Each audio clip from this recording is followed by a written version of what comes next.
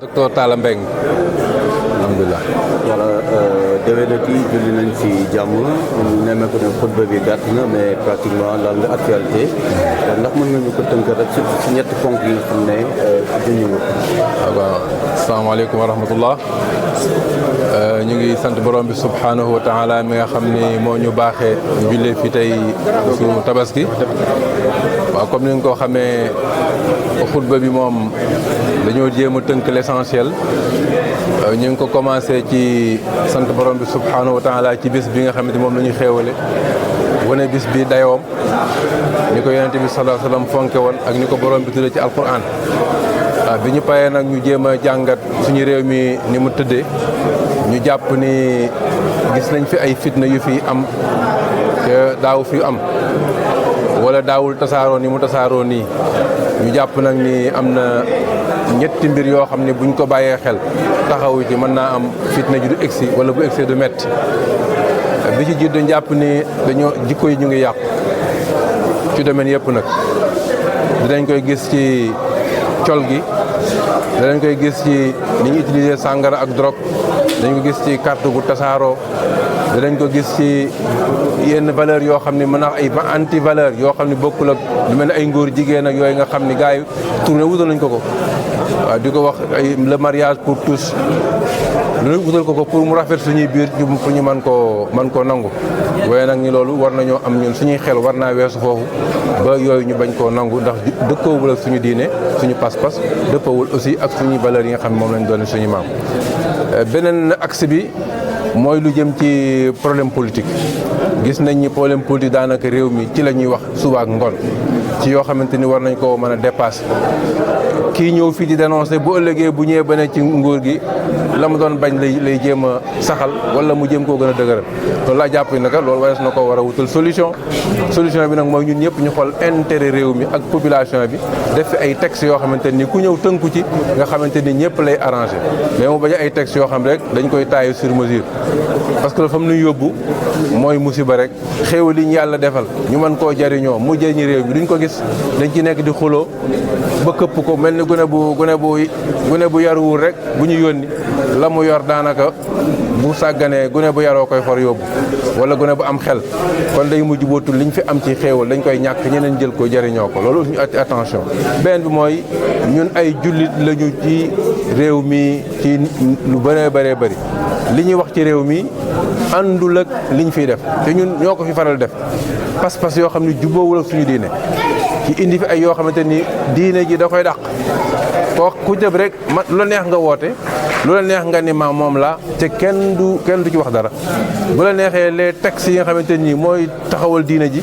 nga wax ci lu la neex te kenn du ni déet te wóor na li ngay wax teguloo ko fenn loolu laa jàpp ni quand même ay mbir la yoo xamante ni mën naa indi crise ci réew moo indi yenn saa yi wax ci réseaux sociaux yi kenn ku ne xas sa morom saaga sa morom dëkkal ko foo xam ne wóor na dëkku fa loolu laa jàpp ni xutba bi daal ci ñett yooyu la doon wër. war a doon taxawaayu jullit bi. waaw voilà taxawaay bi yonent bi sallam orienté woon nañ ci mooy kenn ku ne nga jàpp ni waroo nekk rek un observateur mais acteur nga war a doon waaw kenn ku ne li sa taxawaay wax mat nga def ko te lu wax ci benn xadis man raa minkum munkaran fal yughayyirhu bi yadihi fa in lam yastati fa bi lisanihi fa in lam yastati fa bi qalbihi boo gisee lu baaxul na nga ko dindi bu fekkee da nga am autorité bu yàlla may kartan nga dindi ko sa loxo bu fekkente ni amuloo kartan nga dindi ko sa làmmiñ nga yor nga mën cee leeral nit ñi ba ñu xam ne lii baaxul nga leeral ko ba ñuy xam ne lii baaxul bu fekkente ni nag yow loolu yëpp mu amoo ko yow nga nekk lu bon sax nga di jullit boo xam xëy na amu ba man nga bañ ko sof xel ku la gis xam ni ku def loolu bu ñëwee yow gis ni yow d'accordoo ci àndoo ci yaa ngi koy bañ xëy na loolu laa jàpp ni loolu la ñu te orienté woon ni nit ñi bu ñu seetaanee ñun ñëpp ay ànd lap. Imam campagne électorale wala tàmbali ëllëg ndénkaane yi lan la. waaw ndénkaane yi mooy d'abord man ni ma ko waxee mooy ndénkaane yi ci commencement bi la woon ci texte yi ñu jàppoon ni bu ñuy dem élection warul am xëccoo mais déjà gis nga am na xëccoo nga xam ne benn tension nga fi nekk boo xamante ni daanaka mën nga ni tension latente la yàlla na yàlla def mu giif mais loolu mooy indi yenn saa yi jafe-jafe nga xam ni après élection itam coow yi bëri waat rek loolu nag laa jàpp ni war nañ ko mën a moytu li koy moytu da nga koy régler en amont man da ngay déggu demal France nga xam ñun jàpp nañ ñi moo ñu gën a jege ñun ci ay texte daanaka suñuy texte fa lañ koy jëlee doo dégg mukk France ñu dem élection nga dégg kenn ñàkk di wax ay textes moom da nga jàpp ni ñàkk naa population bi ñoo ma woteelul loolu laa yaakaar ni fa lañu war a àgg nga xam ni boo ñàkkee élection da lay wóor ni population bi moo la woteelul ñi woo taxaw di wax ab fichier électoral ñi woo taxaw di wax ay textes yoo xam ni dañ koo taillé sur mesure loolu laa yaakaar ni daal politiciens yi war nañ ci àgg ba dimbali ñu ba bu ñu campagne pareté ñu nekk ci leneen luy développé réew mi mais ñu bàyyi xuloo yee ngi nga yoon. En résumé en français rapidement, merci de revenir sur la quintessence de votre sermon. Voilà. Assalamu alaikum wa rahmatullah. Donc, dans le sermon, j'ai tenté de parler de la situation actuelle de notre pays. D'abord, j'ai rappelé l'importance de cette fête, Eid al-Kabir, Eid al-Adha, et également d'inviter les uns et les autres à lui accorder l'importance qui s'y est. Après cela, j'ai tenté de voir les crises qui sont dans nos pays là et essayer de cerner les raisons, résumées en 3 groupes, ou en 3 axes. Le premier axe, c'est la crise morale. La crise morale qui apparaît dans les tenues vestimentaires, dans la consommation de la drogue, de l'alcool,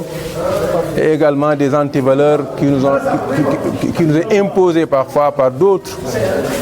forces qui sont étrangères à notre foi et à nos coutumes sociétales. Donc on a tenté d'attirer l'attention des uns et des autres pour faire face et combattre ces fléaux. Le deuxième axe,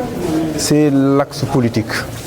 Nous avons constaté dans nos pays, à chaque moment, on parle de la politique, on parle des textes, on parle d'un fichier électoral. Et je pense que j'ai invité les uns et les autres à au moins élaborer un texte ou des textes qui nous permettent de vivre dans la quiétude et dans la paix. Des textes qui ne permettent à personne de contester les élections après leur déroulement. Parce que tout le monde est convaincu que c'est des textes consensuels, des textes bien élaborés, des textes qui n'inspirent pas des interprétations à gauche et à droite. L'autre axe, c'est d'abord l'aspect de la foi. Nous avons constaté dans nos pays, ces temps derniers, que les gens ont tendance à faire douter les musulmans aux textes qui régissent la religion musulmane. Le Coran, la sunna du prophète Mohammed sallallahu alayhi wa sallam, les intellectuels musulmans qui ont élaboré des livres qui sont consensuellement reconnus par tout le monde. Et alors personne ne dit rien. Et des gens également qui ont parfois,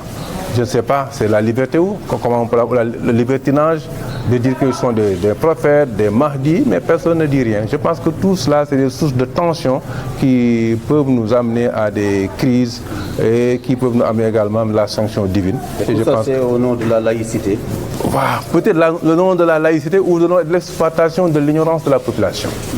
Et c'est sur ça. Parce que même si la laïcité est là, moi je pense que les hommes qui s'intéressent à la religion sont là. Ils doivent faire face et dire que non, ça ne passera pas. Donc je pense quand même qu'il faut que tout le monde se mobilise pour enrayer ces fléaux-là et ces prétentions. Donc, pour en revenir à l'aspect politique, à vous entendre comme si le processus est déjà biaisé, n'empêche, quelle doit être l'attitude du musulman par rapport au profil de parlementaire qu'il doit choisir? Oui, je pense que même le prophète nous avait déjà indiqué cela. Si quelqu'un se présente pour dire que je peux faire telle chose ou telle chose, et vous avez préféré quelqu'un qui, vous êtes sûr qu'il ne peut pas le faire, à la personne qui peut le faire, vous avez trahi. Vous avez trahi la religion, vous avez trahi les musulmans, vous avez trahi la société. Donc je pense qu'il faut que les gens soient plus regardants et choisir des gens qui peuvent valablement représenter l'intérêt de la population. Mais comme je l'ai dit tantôt, il faut que, pour que cela se réalise, il faut que les gens aillent aux élections avec quiétude. Et qu'est-ce qui nous permet de faire cela? Il faut qu'on ait des textes bien élaborés. Des textes élaborés. On dit qu'un